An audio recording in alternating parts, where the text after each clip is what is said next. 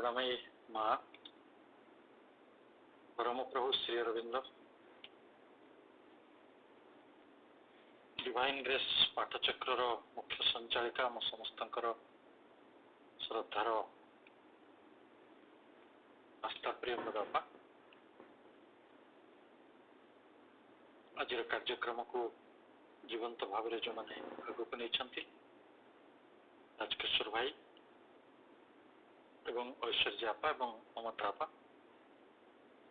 एवं ओडार कोण अनुकोण जो मैंने प्रज्ञा यात्रा निजक सामिल रखिंट समस्त अंतर अनेक अनेक कृतज्ञता एवं अभिनंदन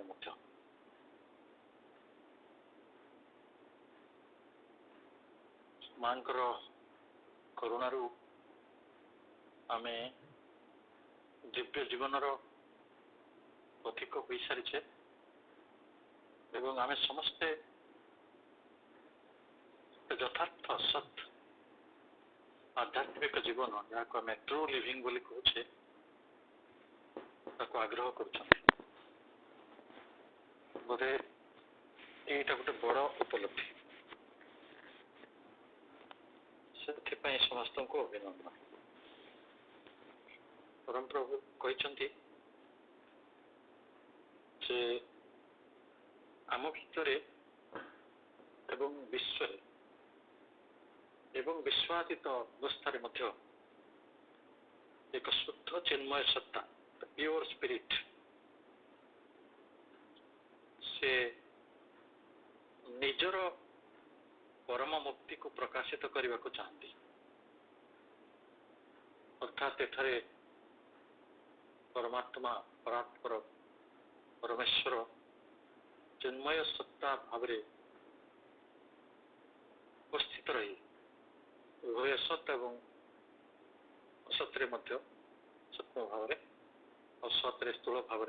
जो जो भाव उपस्थित रहतु ना कहीं से निजक परम मुक्तिर पथरे नवा चाहते एब्सोल्यूट फ्रीडम पथरे एवं ये है चिन्मयर कथा चेतनार कथा जो प्राण तार स्पर्श पाँच मन तार स्पर्श पाँच चैत्य तार स्पर्श पाँच सर्वोपरि गोटे आत्मिक अनुभूति अच्छी आत्मा अच्छी आत्मार यात्रा अच्छी ये सब कथा गुड़िक जो सत्य से जीवन जी विपरीत आमको लगे प्रकृति जीवन विपरीत कि ना तो अलग विषय किंतु आम निर्जीव बोली जानू निष्प्राण बोली जानू निस्पंद बोली जानू गतिहीन बोली जानू से जड़ टिप्पणी विश्वगत जड़ यूनिवर्सल मैटर आम भितर अच्छी आम बाहर भी अच्छी परिव्यक्त विश्व से समस्त अजाणत सबुठारु बड़ कामटी करुछि परम सत्ता जो परम मुक्ति को प्रकाशित करने को अभिव्यक्त करने को प्रकट करने को बाहरी से परम मुक्तिर गोटे आधार हवा को जड़ सब बेले एक निमित्त हो रहा चाहिए और से कथा भी करुच्छे कथाटी गोटे सहज करें आम समस्ते जदि खूब सुंदर करी गोटे भोजीर आयोजन करूँ अथच खावाई किसी पात्र न थाए थाली कि बिना कि पत्र कि किसी भी न थाए से भोजीटी जो हम कलाकार माने तांकर समस्त नृत्य संगीत नाटक सबुथिरे कला प्रदर्शन करने प्रस्तुत अथच मंचटी ना से जो गोटे विसंगति से जड़ जदि आधार हवा को मना करे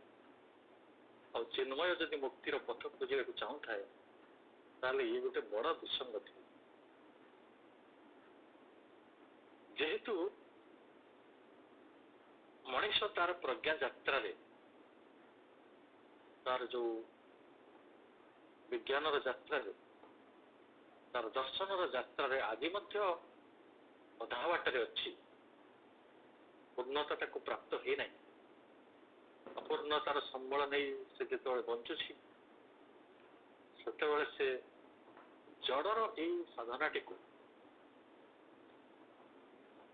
विश्वगत जड़र प्रकाश प्रक्रिया रे जो आधारगत साहाय्यटी को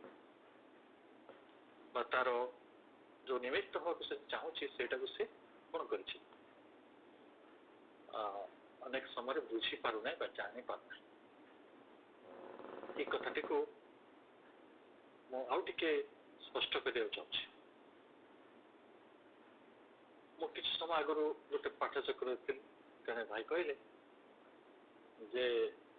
आमे समस्ते पढ़िले जड़ भी ब्रह्म अटंती ये पानी पवन आकाश अन्न सबू अन्न अटंती आम आत्मा चेतना चैत्य ये भी सब ब्रह्म अटंती अथच गोटे ज्ञानर अभाव विभेदात्मक ज्ञान थी आम दुईटा को अलग अलग कर देखुचे चेतना सहित जड़र मिश्रणटी चेतना सहित जड़र ऐक्यटी चेतना सहित जड़र संगति चेतना सहित जड़र समन्वय चेतना सहित जड़र जो माने गोटे तादात्म्य गोटे प्रकार आइडेंटिफिकेशन जो मैंने मिशीज मिलन सीधा कथा से भाई गोटे संभव हो नहीं आम दुईटा को पार्थक्य देखु ये सब आम बही मानक अच्छी ना आम जो सप्तम अष्टम श्रेणी बोधे पढ़ी सजीव और निर्जीव भितर पार्थक्य लेख आम परीक्षा समस्ते लिखि जो मान जीवन अच्छी चेतना अच्छी से माने किभली निर्जीव जड़ ठारू अलग आम पढ़ी मन पकड़ मुझे मन पकड़ केतरा लिखी आप केत अधिक जानते गोटे आम लिखी जे जो मानकर जीवन अच्छी से माने निश्वास नौ जो मैंने जड़ से माने निश्वास नियंती ना और जो मैंने सजीव से माने खाती निर्जीव माने खाती ना और सजीव माने वृद्धि प्राप्त करती निर्जीव माने वृद्धि प्राप्त करती ना जेडी बड़ पथरटे थी 50 वर्ष तले आज सेड़ी बड़ पथरटे थी कि मनीषटी 50 वर्ष भितर केते परिवर्तन हो प्राणीटीए केते परिवर्तन हो गछटीए केते परिवर्तन हो गछ मान छाड़देले अन्य प्राणी माने बा जीवनधारी सत्ता माने समस्ते गति करते किंतु पदार्थ बा जड़ गति करे ना से जो थाए से बल प्रयोग न कले बाह्य बल से गति करे पारे ना आम एक परीक्षा लिखी से माने वंश वृद्धि करती जो माने सजीव जीवन जार अच्छी और जार जीवन ना से वंश वृद्धि कर पारे ताले जब एत कथा आमको जना अच्छी ताले आम भल कर जानू जे जड़ को आम आज जी बुझा कथा जो धारणा रे बा जो ज्ञान रे जो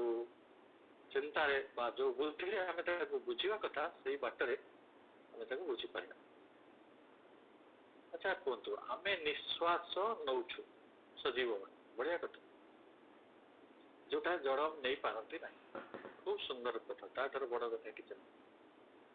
आम निश्वास रे क्या नौ सजीव सत्ता माने निर्जीव पवन को वायु को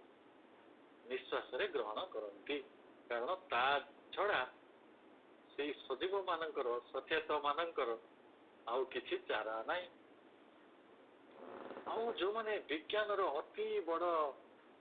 स्थान रे पहुंचले जड़ विज्ञान रो से माने जानती जड़ मध्य निश्वास निये ପଥରର ଗୋଟିଏ ଯୋଉ ସେଟା ଭଙ୍ଗା ଯାଏ ତାଙ୍କର ଆପଣ କାନ୍ଥ ଦେଖନ୍ତୁ ଆମ କାନ୍ଥଟା ନିର୍ଜୀବ କି ସଜୀବ ନିର୍ଜୀବ କିନ୍ତୁ ତା ଭିତରେ ଅକ୍ସିଜେନର ପ୍ରବେଶ ରହିଛି ଯଦି ସେଇଠି ଅମ୍ଳଜାନ ରହିବ ନାହିଁ ସେ କାନ୍ଥ ସିଧା ଛିଡ଼ା ରହିବ ନାହିଁ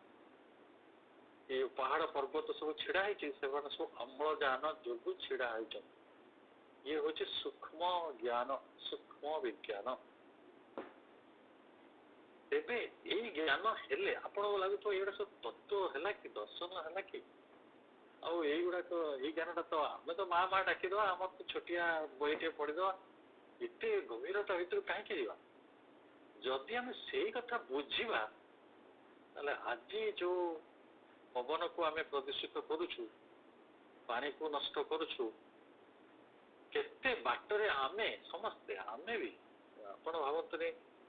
ଆମେ ଦାନ୍ତ ଘଷୁ ଯୋଉଥିରେ ସେ ପାଣି ନଷ୍ଟ ହୁଏ ନା ଆମେ ସାବୁନ ଯୋଉଥିରେ ୟୁଜ୍ କରୁଛୁ ସେଟା ନଷ୍ଟ ହଉନାହିଁ ସେ ତାକୁ ବହୁ ବାଟରେ ଆମେ ତାକୁ ପଲ୍ୟୁଟେଡ୍ କରୁଛୁ ମାଟି ସହିତ ଆମର ସଂଲଗ୍ନତା କେତେ କମ ଜାଣନ୍ତୁ ଆପଣଙ୍କ ଘରେ ଯଦି ଟିକେ ମାଟି ଥିବ ନା ଆମେ ଗୋଟେ ଅସହିଷ୍ଣୁ ହେଇ ପଡୁଛୁ ତାକୁ ନେଇ କେମିତି ପ୍ଲାଷ୍ଟର କରିବୁ ସେଇ ଚିନ୍ତାରେ ଅଛୁ ପ୍ଲାଷ୍ଟର ହେଇଗଲେ ଆମର ଧନୀ ଧନୀ ଲାଗେ ଆଉ ଯଦି କାଦୁଅ ହେଇଥିବ ସେଟା ଗରିବ ଲାଗେ ଗାଁ ଗହଳିରେ ଯୋଉମାନେ ସବୁ ଚାଷ କରନ୍ତି ମାଟିରେ କୃଷକ ହୁଅନ୍ତି ଏଇଟା ଗୋଟେ ଛୋଟିଆ କାମଟେ ତେଣୁ ସେଇଟା ମାଟି ହବାକୁ ପଡୁଛି ଆମ ସମସ୍ତଙ୍କୁ କଷ୍ଟ ଲାଗୁଛି ନା ଇଏ ଗୋଟେ ଚେତନାର ଗୋଟେ କୋଉ ଜାଗାରେ ଗୋଟେ ଛୋଟ ଗଣ୍ଠି ପଡିଛି ଆମର ସେଟା ଆପଣ କେହି ଆଜି ଯଦି ଆପଣ ବହୁତ ପ୍ରେରିତ ହେଇକି କେହି ଭାବୁଥିବେ ଆଶ୍ରମ ଯିବେ ବୋଲି ଆମେ ଗଲାବେଳେ ଆଶ୍ରମରେ କଣ କାମ କରିବାକୁ ପଡିବ ସେଟା ଭାବିଲା ବେଳେ ବହୁତ ସାଧକ ମାନେ ସହିତ ମୁଁ କଥା ହେଇ ଦେଖିଛି ବହୁତ କମ ଲୋକ ଚାହାନ୍ତି ଆଶ୍ରମର ଯୋଉ ଜମି ରହିଛି ସେଠି କୃଷକ ଭାବରେ କାମ କରିବା ପାଇଁ କାରଣ ସେଇଠି କାମ କରିବାରେ ଅନେକ ପ୍ରତିକୂଳତା ରହିଛି ଖରା ତରାକୁ ଯିବାକୁ ପଡିବ ପ୍ରକୃତି ମନସ୍କତା ଆମ ପାଖରେ ଆଜି ଆଧୁନିକ ମଣିଷ ପାଖରେ ଯେ ଏସିରେ ରହୁଛି ଯୋଉ ମଣିଷଟି କମ୍ପ୍ୟୁଟର ଚଲାଉଛି ଯୋଉ ମଣିଷଟି ବଡ଼ ଚାକିରି କରିବାର ଇଚ୍ଛାରେ ଅଛି ସିଏ ନିଶ୍ଚିତ ଭାବରେ ପ୍ରକୃତିର ବା ଯୋଉ ଯାହା କଥା ମୁଁ ଆଲୋଚନା କରୁଥିଲି ଯେ ବିଶ୍ୱଗତ ଜଡ଼କୁ କୌଣସି ନା କୌଣସି ଜାଗାରେ ଗୋଟେ ଉପେକ୍ଷା କରୁଛି ବା ତା ପ୍ରତି ତାର ସହିଷ୍ଣୁତା ସମ୍ମାନ ମର୍ଯ୍ୟାଦା କୋଉ ଜାଗାରେ ଗୋଟେ କମି ରହିଛି ସେଇଟା ହଉଛି ଅଣ ଆଧ୍ୟାତ୍ମିକତା ଏଇ କଥାଟି ଥିବା ପର୍ଯ୍ୟନ୍ତ ସେ ଗୋଟେ ଆଧ୍ୟାତ୍ମିକ ବ୍ୟକ୍ତି ନୁହେଁ କାହିଁକି ନା ଜଡ଼ର ସାଧନାଟିକୁ ମୁଁ ବୁଝି ନାହିଁ କାରଣ ଜଡ଼ ଏକ ବହିର ସାଧନା କରେ ଚେତନା ସର୍ବସ୍ୱ ପ୍ରାଣୀ ମନୁଷ୍ୟ ଅନ୍ତର୍ଯୋଗ କରିପାରେ এই বহির্যোগ অন্তর্যোগର ମିଳନ ହିଁ ସମନ୍ୱୟ ଯେଉଁ ସମନ୍ୱୟର ଆଧାର ବିଷୟରେ ଆଜି ଆମେ ଆଲୋଚନା କରିବା ପାଇଁ ବାହାରିଛନ୍ତି ତାହେଲେ ଯଦି ସଜୀବ ପଦାର୍ଥ ମାନେ ସଚେତ ପ୍ରାଣୀ ମାନେ ଯୋଉମାନଙ୍କ ପାଖରେ ସେ ପ୍ରାଣ ଚେତନା ହେଇଥାଉ ଶରୀର ଚେତନା ହେଇଥାଉ କି ପ୍ରାଣ ଚେତନା ହେଇଥାଉ ଯଦି ସେଟା ଗୋଟେ ଜୀବ ପ୍ରାଣୀ ଆନିମାଲ ତାହେଲେ ତା ପାଖରେ ପ୍ରାଣ ଚେତନା ରହିଛି ଯଦି ସେଇଟା ଗୋଟେ ବୃକ୍ଷ ତା ପାଖରେ କେବଳ ଭୌତିକ ଦେହ ଚେତନା ରହିଛି ଆଉ ଯଦି ସେ ମନୁଷ୍ୟ ତାହେଲେ ସେ ଆହୁରି ଚେତନାର ଆଉ କେତେଟା ସ୍ତର ପାର ହେଇକି ମନ ଚେତନା ପାଖରେ ପହଞ୍ଚିଛି ଏବଂ ମନର ଚେତନାର ଆହୁରି କେତେ ସ୍ତରକୁ ହୁଏତ ସେ ପାର କରିଥିବ ଏଇ ଚେତନାରେ ତାକୁ ଯିଏ ଉଦ୍ବର୍ତ୍ତନରେ ସାହାଯ୍ୟ କରିଛନ୍ତି ଯିଏ ତାର ଚେତନାର ରୂପାନ୍ତରରେ ସହଯୋଗ କରିଛନ୍ତି ଚେତନାର ଏଇ ସ୍ତର ଗୁଡ଼ିକ ଅତିକ୍ରମ କରିବାରେ ଯିଏ ତା ସହିତ ସମ୍ପୂର୍ଣ୍ଣ ଭାବରେ ଏକୀଭୂତ ଅବସ୍ଥାରେ ରହିଛନ୍ତି ସେ ହେଉଛନ୍ତି ଜଡ଼ ଯେତେବେଳେ ଆମ ଭିତରେ ଗୋଟେ ବର୍ତ୍ତମାନ ଆପଣଙ୍କୁ ଗୋଟେ ମଲ୍ଟିପୁଲ ଚଏସ୍ କ୍ୱେଶ୍ଚନ୍ ଦିଏ ଯେ ବର୍ତ୍ତମାନ ଆମେ ଏଇ ଚାରୋଟି ଭିତରୁ କୋଉଟା ବେଶୀ ଆପଣଙ୍କୁ ଭଲ ଲାଗୁଛି ଆପଣଙ୍କର ମା କହୁଛନ୍ତି ଚାରୋଟି ସତ୍ତା ଆମ ଭିତରେ ଅଛି ଚାରୋଟି ସତ୍ତା ଚାରୋଟି ସାଧନାରେ ରହିଛନ୍ତି এই ଚାରୋଟି ସାଧନାରୁ ଚାରୋଟି ପ୍ରକାର ସିଦ୍ଧି ଆମକୁ ମିଳୁଛି ତ ବହୁତ ଗୋଟେ ସ୍ପଷ୍ଟ ଗୋଟେ ମାନେ କୁହାଯିବ ଗୋଟେ କ'ଣ କୁହାଯିବ ପରମ ସତ୍ୟଟେ ଏକାଥରେ ଉଦ୍ଭାସିତ ହେଇକି ରହିଛି ଆମ ଆଗରେ ହେଲେ ପ୍ରାଣର ସାଧନାରୁ କ'ଣ ମିଳୁଛି ଶରୀର ସାଧନାରୁ କ'ଣ ମିଳୁଛି मनर साधन कौन मिल पारे मानसिक तपस्या एवं चित्त तपस्या आमको कौन मिलूँ से सब कथा है से सब कथा गुड़िक आम अल्प बहुत शुणुंट जानते करू भी कि मोर कह कथा ये चारिटा सत्ता भितर आप ऑप्शन दिज्व जे कौटा मो ग्रहणीय सर बेसी ग्रहणीय बा कौटे मुझे बेसी भल पाँच एक नंबर ऑप्शन कौन सेटा है शरीर 2 नंबर ऑप्शन है आपणकर प्राण 3 नंबर ऑप्शन है आपणकर मन 4 नंबर ऑप्शन है आपणकर चैत्य ये 4टी सत्ता भितर आप कौ सत्ता को अधिक मूल्य देवे ये कहानी टी को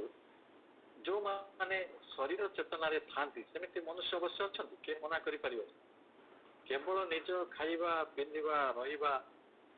सुख सुविधा को छाड़ीदे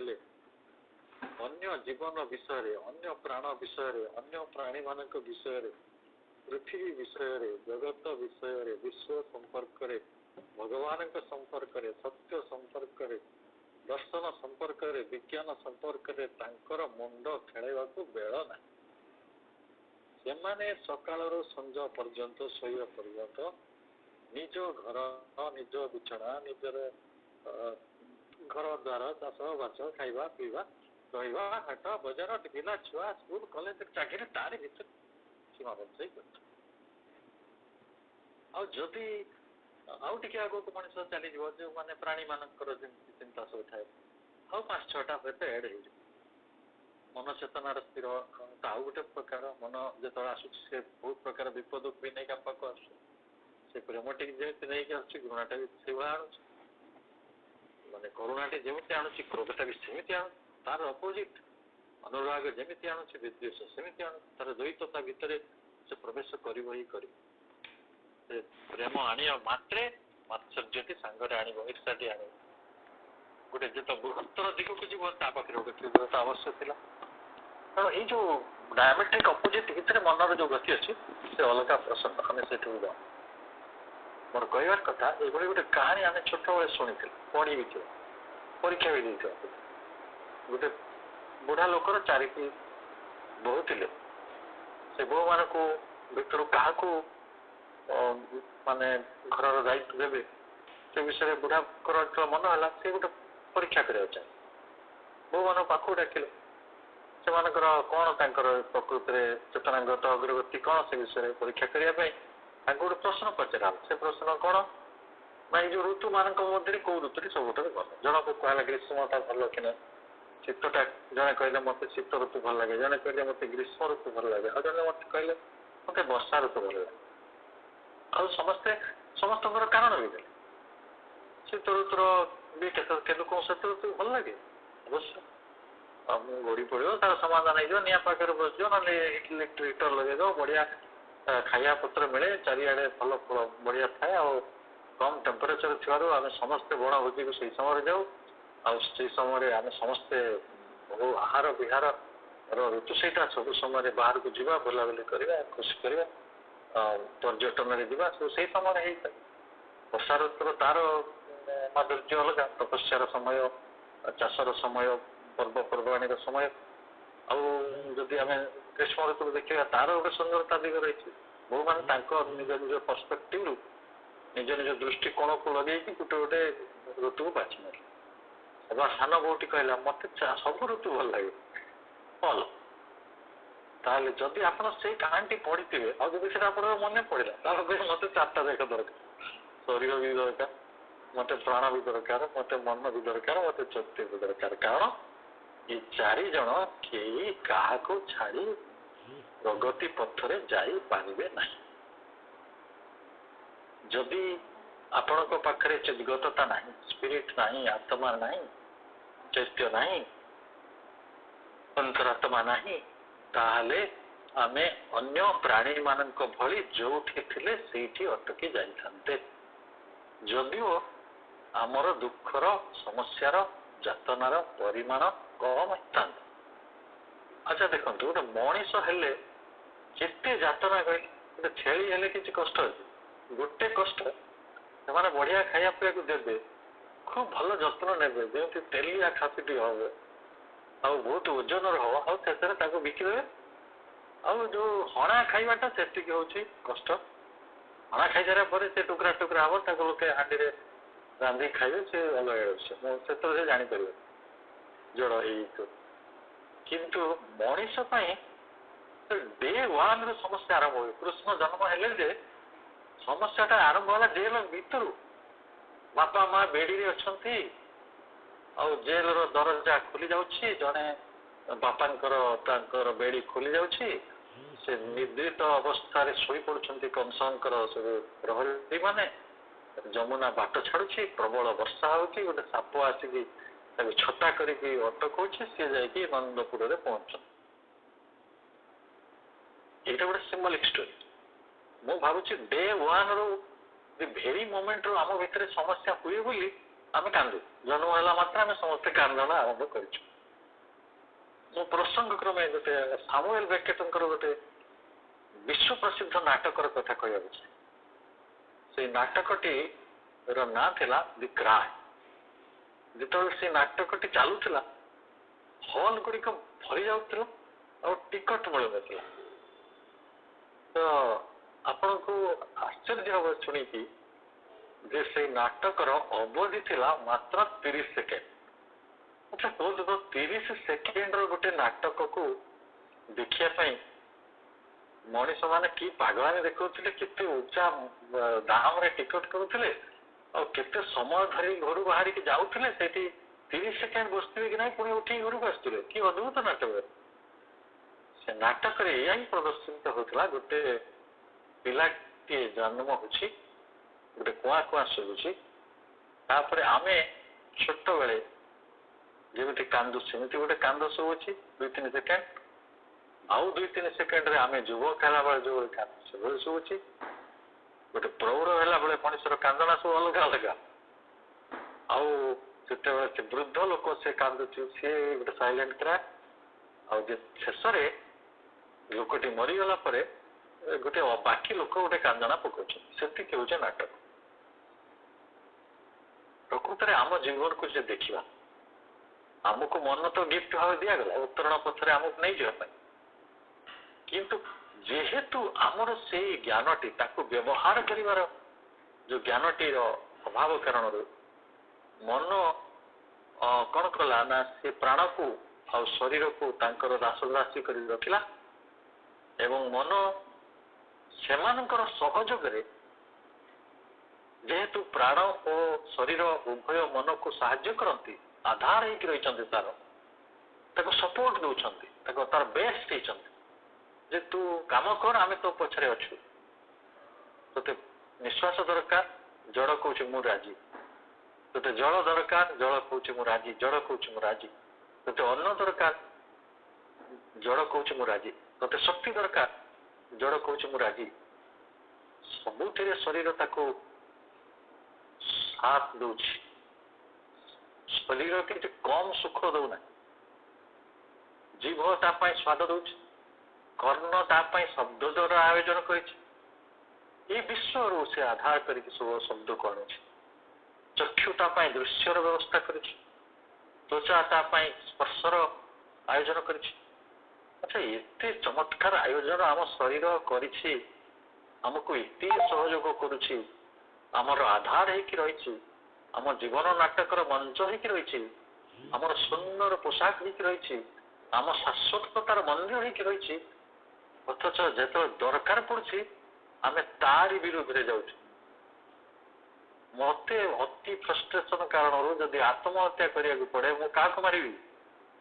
ମୋ ଶରୀରକୁ ମାରିଛି। ରେଳ ଲାଇନରେ ଯୋଉ ମଣିଷ ଶୁଏ, ନଦୀକୁ ଯିଏ ଲୋକଟି ଡିଏ, ଯିଏ ବିଷ ଖାଏ, ଯିଏ ଦେହରେ ନିଆଁ ଲଗେଇଦିଏ, ଏଇ ପୃଥିବୀର ମଣିଷ। ସେଇ ପୃଥିବୀର ମଣିଷ ପ୍ରଥମେ ବିରୁଦ୍ଧ କରେ ତାର ଯିଏ ତାକୁ ସବୁ ସହଯୋଗ କରିଥିଲା, ସବୁ ୱାନ୍ ଆଣ୍ଡ ଅଲ୍। ଯେ ତୋର ମାନେ ଜନ୍ମରୁ ମାତୃ ଗର୍ଭରୁ ତୁ ଆସିବା ମାତ୍ରେ ତୋ ଆତ୍ମାର ଯୋଉ ଅନନ୍ତ ଯାତ୍ରା ଚାଲିଛି, ସବୁ ଯାତ୍ରା ପଥରେ ମୋ ଶରୀର ହେଇକି ତୋର ଆତ୍ମାର ଯାତ୍ରାରେ, ତୋର ଯାତ୍ରା ପଥରେ ମୁଁ ତୋର ଏକମାତ୍ର ଏକ ସାଥୀ ହେଇକି ରହିଛି, ଯେ ତୋ ଠାରୁ ଅଭିନ୍ନ, ତୋ ଠାରୁ ଅଭେଦ, ମୁଁ ଅଲଗା ଆଉ ନାହିଁ।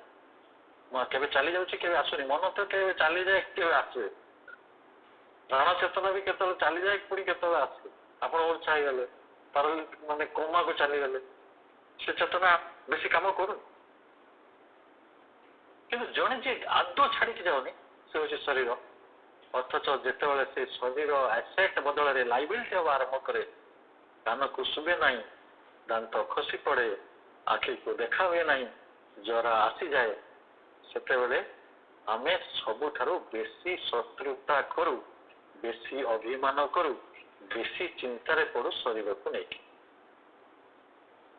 ତାହେଲେ କେହି ଯଦି ମତେ କହେ ଯେ ଆମର ସବୁ ବ୍ରହ୍ମ ଜ୍ଞାନ ହେଇଗଲାଣି, ଆଉ ବ୍ରହ୍ମ ଜ୍ଞାନ ହେଇଗଲା ପରେ ଆମେ ବୁଝିପାରୁଛୁ ଜଡ ହଉଛନ୍ତି ପ୍ରକୃତରେ ପରମ ପ୍ରଭୁଙ୍କର ପରାତ୍ପର ପରମେଶ୍ୱରଙ୍କର ଗୋଟେ ନିଶ୍ଚେତନାର ଅବତାର, ସେ ହିଁ ପ୍ରାଣକୁ ଉନ୍ମେଷ କରିବା ପାଇଁ ଏ ଜଗତକୁ ପ୍ରଥମେ ଅବତାର ଗ୍ରହଣ କଲେ, ତାପରେ ପ୍ରାଣର ଆବିର୍ଭାବ ହେଲା, ପ୍ରାଣ ଭିତରୁ ମନର ଆବିର୍ଭାବ ହେଲା, ମନର ଭିତରୁ ଅତିମାନସ ବିଜ୍ଞାନ ଚେତନାର ଆବିର୍ଭାବ ହବ, ସେଇ ବିଜ୍ଞାନ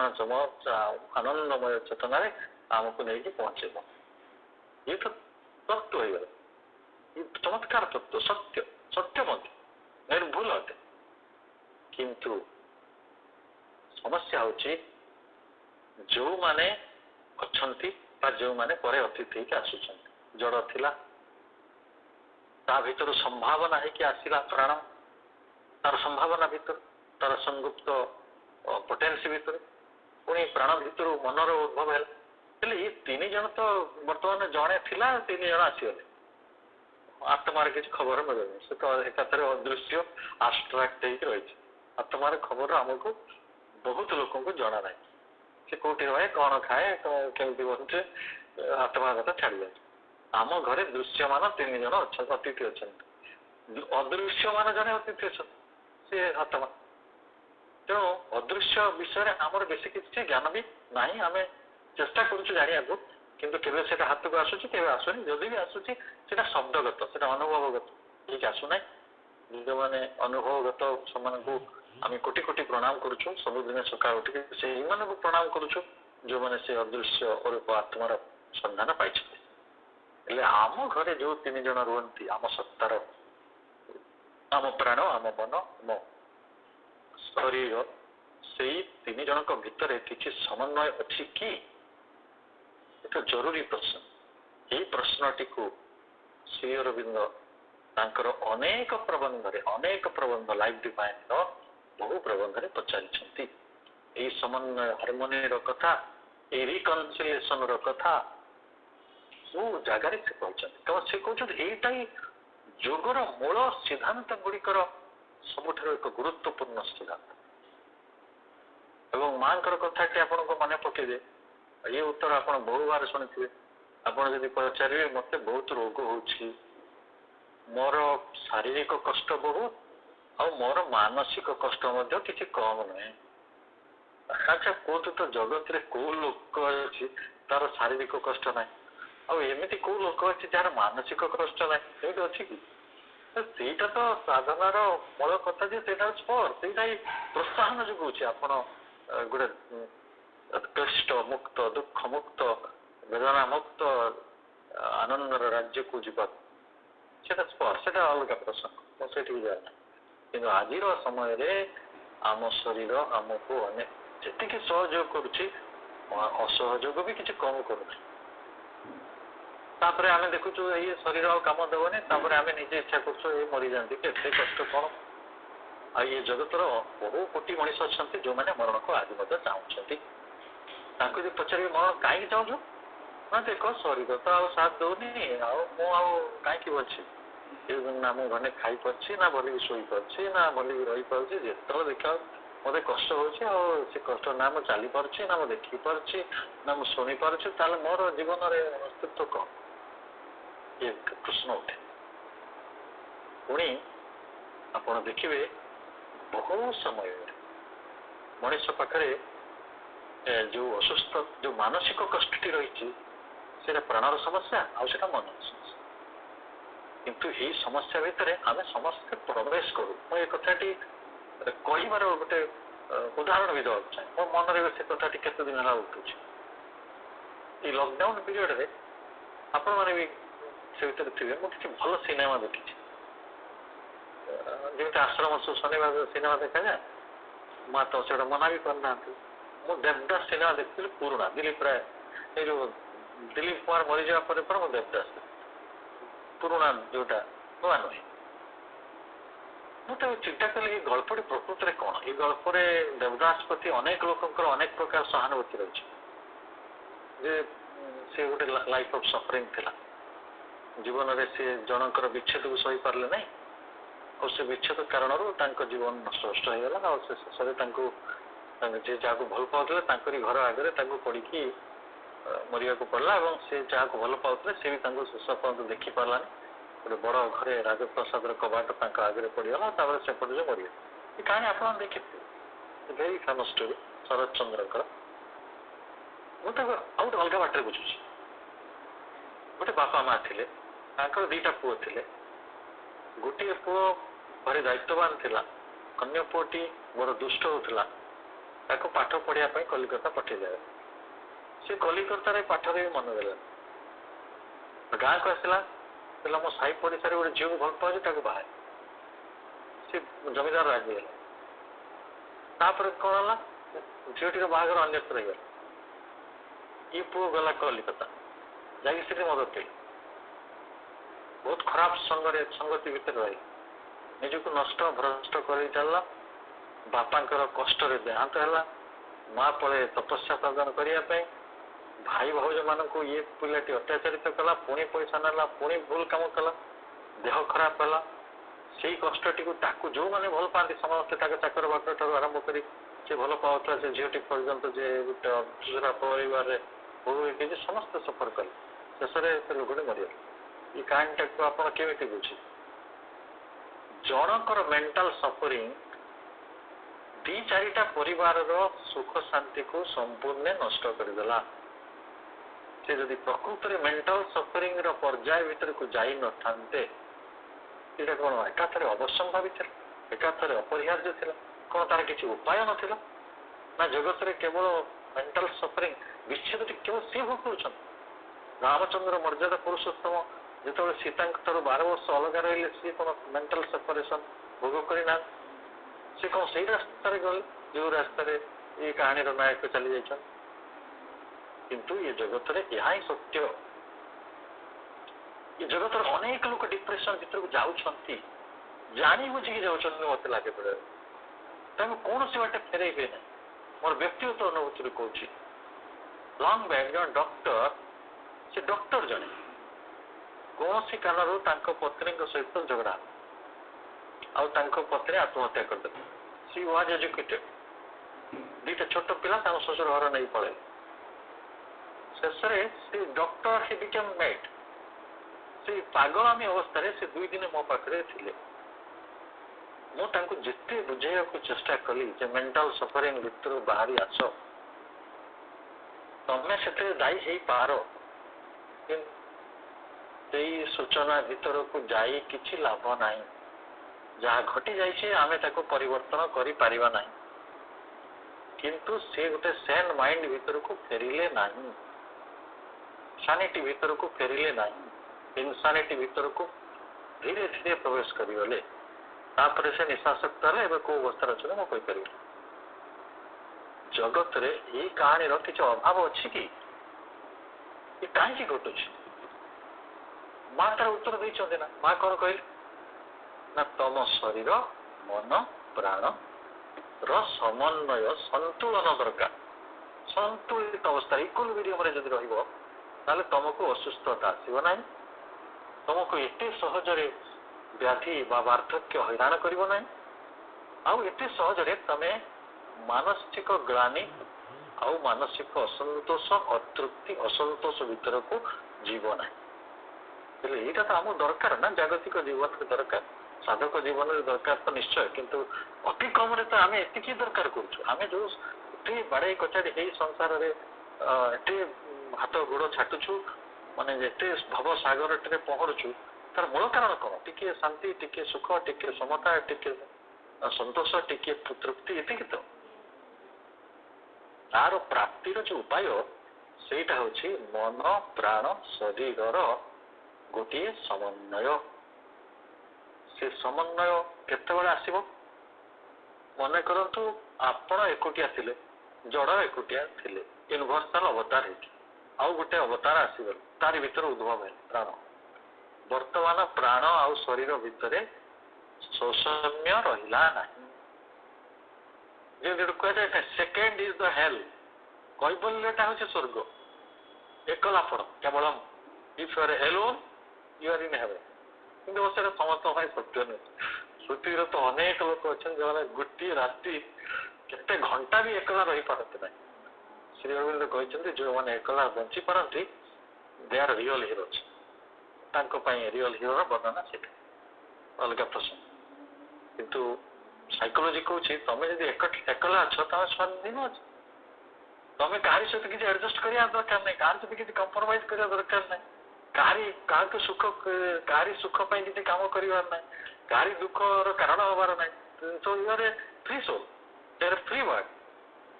ଏକଲା ମଣିଷ ହବାର ଚିନ୍ତା ବହୁତ ଲୋକଙ୍କୁ ଘାରିଥିଲା। ସନ୍ନ୍ୟାସୀ ଲୋକ ବଣ ଜଙ୍ଗଲରେ ବୁଲୁଥିଲେ, ବ୍ରହ୍ମାନନ୍ଦରେ ଲୀନ ହେଇକି ଥିଲେ। ଯେତେବେଳେ when you become two that becomes a hell। ତାହେଲେ ଯେତେବେଳେ ପ୍ରାଣ ଆଉ ଜଡ଼ ଆସିକି ଗୋଟିଏ ଭୂମିରେ ରହିଲେ, ସେଇଟା ଯଦି ବହୁତ ସଫଳତା ଓ ପୂର୍ଣ୍ଣତା ପ୍ରଦାନ କରିଥାନ୍ତା ତାହେଲେ ପ୍ରାଣୀ ସ୍ତରରୁ ମନୁଷ୍ୟ ସ୍ତର ଆସିନଥାନ୍ତା। ଯଦି କେବଳ ପ୍ରାଣ ସ୍ତରରେ ରହିଯିବାଟା ମାନେ ଶରୀର ସ୍ତରରେ ରହିଯିବାଟା ଜରୁରୀ ହେଇଥାନ୍ତା ତାହେଲେ କେବଳ ଉଦ୍ଭିଦ ହେଇଥାନ୍ତା ଏ ଜଗତରେ, ପ୍ରାଣୀମାନେ ଆସିନଥାନ୍ତେ। ପ୍ରାଣୀମାନେ ଆସିଲେ ଉଦ୍ଭିଦ ଉପରେ ଡିପେଣ୍ଡ କଲେ, ଉଦ୍ଭିଦ ଜଡ଼ ଉପରେ ଡିପେଣ୍ଡ କରୁଛି, ସମସ୍ତେ ଜଡ଼ ଉପରେ ଡିପେଣ୍ଡ କରୁଛନ୍ତି। ଜଡ଼ ଗୋଟିଏ ୟୁନିଭର୍ସାଲ ଅବତାର ହେଇକି ସମସ୍ତଙ୍କୁ ସାହାଯ୍ୟ କରୁଛି। ସମସ୍ତଙ୍କୁ ସାହାଯ୍ୟ ସିନା କରୁଛି, ସବୁ ରାଗ ଲୋକଙ୍କର କାହା ଉପରେ? ଜଡ଼ ଉପରେ। ଆପଣ ଯଦି କହିବେ ନା ନା ନା ନା ଆମେ ସବୁ ବ୍ରହ୍ମଜ୍ଞାନୀ ହେଇଗଲୁଣୁ, ଆମେ ଆଉ ଜଡ଼ ଆଉ ଚେତନା ଭିତରେ କିଛି ଫରକ ଦେଖୁନୁ। ଭାଇମାନେ ଭଉଣୀ ମାନେ, ଯୋଉ ବୈଜ୍ଞାନିକ ମାନେ ଏତେ ବଡ ଜ୍ଞାନ ପାଇଛନ୍ତି, ମହାସରସ୍ୱତୀଙ୍କର ଏଡେ ବଡ କୃପା ତାଙ୍କ ଉପରେ ହେଇଛି, ସେ କୃପାଟାକୁ କଣ କରୁଛନ୍ତି? ପରମାଣୁ ବୋମା ତିଆରି କଲା ପରେ କାହାକୁ ଭାଙ୍ଗିଛନ୍ତି? ପୃଥିବୀଟାକୁ ଭାଙ୍ଗିଛନ୍ତି ନା ଜଡ଼ଟାକୁ ଭାଙ୍ଗୁଛନ୍ତି ନା କାହାକୁ ଭାଙ୍ଗୁଛନ୍ତି? ଆମର ଏତେ ଜ୍ଞାନ ହେଇଗଲା, କଳକାରଖାନା ତିଆରି କଲା ପରେ ଆମେ ଧୂଳି ଧୂଆଁ ସବୁ ଛାଡିକି କାହାକୁ ନଷ୍ଟ କରୁଛୁ? ପବନକୁ। ଆମେ ସବୁ ସହରର ମଇଳା ପାଣିକୁ ନିର୍ଗତ କରିକି ନାଳ ନର୍ଦ୍ଦମାର ପାଣି କାହାକୁ ଖରାପ କରୁଛୁ? ଯାହାକୁ ମା ବୋଲି କହୁଥିଲୁ, ନଦୀ, ଯିଏ ହଉଛି ଆମ ପୃଥିବୀର ରକ୍ତ ପ୍ରବାହର ମାନେ ଜୀବନ ପ୍ରବାହର ମାନେ ଶିରା ପ୍ରଶିରା। ଆମେ ପୃଥିବୀ ମାତାର, ତାକୁ ମାତା ବୋଲି କହୁଛୁ, ଧରିତ୍ରୀ ମାତା, ତାହାରି ଶିରା ପ୍ରଶିରାକୁ ନଷ୍ଟ କରୁଛୁ। ତାପରେ କହୁଛୁ ଆମେ ସବୁ ବହୁତ ଉନ୍ନତ ବିକାଶଶୀଳ ସଭ୍ୟ ବୈଜ୍ଞାନିକ ମଣିଷ ସବୁ। ଅଧ୍ୟାତ୍ମ ଜ୍ଞାନ ଆପଣଙ୍କୁ ଏଇ ସମନ୍ୱୟରେ ପହଞ୍ଚେଇବ ଯେ ଆପଣ ଯାହାକୁ ଯାହା କହୁଥିଲେ, ଧରିତ୍ରୀକୁ ଯଦି ମାତା କହୁଥିଲେ, ନଦୀକୁ ପବନକୁ ଯଦି ଜୀବନର ଆଧାର ବୋଲି ମାନିଥିଲେ, ଆମ ଅସ୍ତିତ୍ୱର ଆଧାର ବୋଲି ଯଦି ମାନିଥିଲେ, ଆମ ସାଧନାର ବୈଷ୍ଣୀଯୋଗ କରୁଥିବା ସେଇ ତିତିକ୍ଷା ଭିତରେ ଖରା, ପାଣି, ପବନ, ନିଆଁ ସବୁକୁ ଯିଏ ସହୁଛନ୍ତି, ଗଛ ପତ୍ର କେତେ ନ ସହନ୍ତି, ପଥର, ପାଣି, ବାଲି କେତେ ନ ସହୁଛନ୍ତି, ରହିପାରୁନାହାନ୍ତି। କିନ୍ତୁ ପଥରଟେ ପଡି ରହିଛି ନା। ଆପଣଙ୍କ ଘରର କାନ୍ଥ ଗୁଡାକ ଯଦି ଖରା ସହୁନଥାନ୍ତେ ଆପଣ ଘର ଭିତରେ କେମିତି ଆରାମରେ ରୁହନ୍ତେ? ଆପଣଙ୍କ ଘରର ଛାତ ମନା କରନ୍ତା, ନା ରେ ବାବୁ ମୁଁ ଖରା ସହିପାରିବି, ତୁ ଏସିରେ ରହିବୁ, ତୋର ପ୍ରାଣ ଅଛି ବୋଲି, ମନ ଅଛି ବୋଲି, ବୁଦ୍ଧି ଅଛି ବୋଲି, ଆଉ ମୁଁ କଣ ନିର୍ଜୀବ ବୋଲି କେତେ ଏମିତି ଅନେଇ ରହିଥିବି, ଖରାରେ ପଡିଥିବି? କିଏ ମନା କରୁଛି ଆପଣଙ୍କୁ ଜଡ଼ ଛାଇ ଦେବାକୁ? କୋଉ ଗଛ ମନା କରୁଛି ଆମକୁ ଛାଇ ଦେବାକୁ?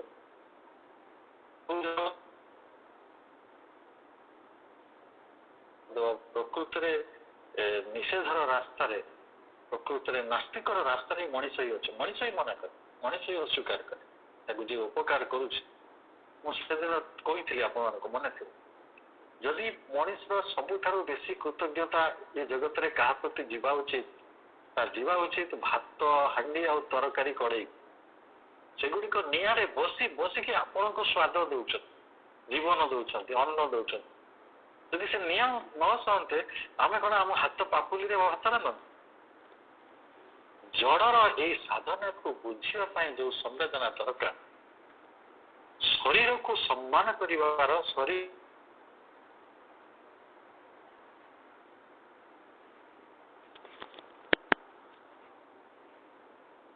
ज्ञान दरकार जो सूक्ष्म ज्ञान दरकार सेटा हूँ आध्यात्मिकतार सब आमको ही प्रकृत में कहवा यहाँ हूँ आमर समन्वय श्री अरविंद कहते आमको एपरी गोटे सत्य खोजी बाहर करने को पड़ो जहा चित चित कहले स्पिरिट ओ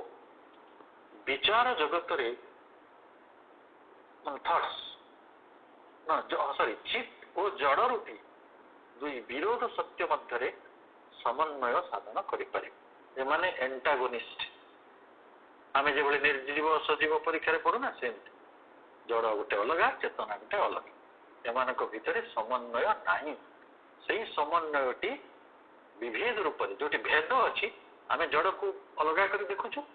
आ चेतना को अलग कर देखुचु जो भेद अच्छी से विभेद अच्छी तेणु ये भेद को दूर करने जो सत्य दृष्टि दरकार जो दृष्टि बल आप जानीपारे जे जड़ होती भगवान एक निश्चेतन रूप से आम साधना करने आम आधार ही से अच्छा माटी पानी तल पवन बाली समस्त पाखे मनुष्यर अस्तित्व ऋणी प्रकाश भीतर को अणा जो आनंद दवाई से आनंदटा दि जाऊँगी तारी मध्यम आज भी मनीष आनंदर जी भी संधान करी गोटे सुंदर गीत पदे हो कि गोटे सुंदर ध्यान प्रणाली हो कि गोटे सुंदर स्वादर गोटे भल खाद्य हो कि गोटे सुंदर स्पर्शर गोटे गोलाप हो कि गोटे सुंदर सुगंध कि सुंदर दृश्य जहाँ भी आम चारिकड़े खंजी दि जाए जड़ ही से आयोजन कर जड़ जदि न था गोलाप फूल भितर से जीवनटी भी प्रतिभात होता है से जीवनटी भी अभिव्यक्त होता है जदिव से सबुगुड़िक जीवंत कोष किंतु से जीवंत कोष भीतर जी हूँ आधार से हूँ जड़ एवं प्रभु कहते जे प्राण और विचार जगत उभय को निज निजर समुचित अंश औचित्य दे पारे आज आम प्राण को मध्य तार औचित्य दे पारि नाहु शरीर को मध्य तार औचित्य दे पारि नाहु चेतना जे औचित्य प्रदान करिवो से दिगरे चालित हो नाही से दिगरे परिचालित हो नाही सी गोटे को अलग जगार निर्दिष्ट निर्वासित बेनिसमेंट रे अछि शिरोबिंद कवचारे एवं जड़र जहाँ अधिकार प्राणर जहाँ अधिकार से अधिकार टिके मध्य काढ़ी नब ना भाषा एमर्सिंग नाइदर ऑफ इट्स राइट्स आमे सब बेले साधक माने बुझी नौचु प्राणर जहाँ औचित्य ताको आमे देदवा आ प्राणर जहाँ दाबी आमे ताको अस्वीकार करद छड़े नवा सेटा हो साधकर जीवन सेटा हूँ नीतिगत राक्षसर जीवन ताको मोराल जायंट बोली कह जाए किंतु जे साधक जे आध्यात्मिक मनीष से विपुल भाव में तार प्राण को आहुरी सुंदर चेतना रे सुंदर सावलील स्निग्धतार आहुरी गोटे महत्तम गोटे दृष्टिकोण रे आहुरी गोटे परिव्याप्त रूप से ईश्वरंकर स्पर्श अनुभव करें समग्र पृथ्वीटी हूँ ईश्वरंकर घर गोटे घर रे सीमाबद्ध होगी बंची ना गोटे जमी जो प्राणी थी गोटे सीमाबद्ध होगी रही बाध्य करूँ तार प्राण को आम कौ तो कहतु जो मैंने चढ़ई पालती जे मैंने कुकुर पालुंट गाई पालुंट आम कौन अन्य मानकर प्राण सत्तार जो अधिकार टी छड़ेनु आम निज जीवन रे छड़ेनु आम निज प्राणर अन्य प्राण मानकर भी छड़ाइर चेष्टा कर आध्यात्मिक मनीष ताहा करे ना कहवा उचित मत नुहे प्रभु कहते से मध्य अंतर्निहित कौन सत्य को से अस्वीकार करे ना जड़ भितर जो सत्य अच्छी ताको आपण अस्वीकार करेंगे नहीं. Denying in neither the sovereign truth from which